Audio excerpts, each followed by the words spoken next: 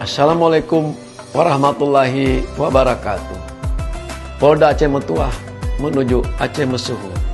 Saya Irjen Pol Dr. Andes Marjuki Alibasa, selaku Kapolda Aceh beserta Bayangkari serta jajaran mengucapkan Selamat Hari Raya Idul Fitri 1447 Hijriah. Minal aidin wal faizin. Mohon maaf lahir dan batin.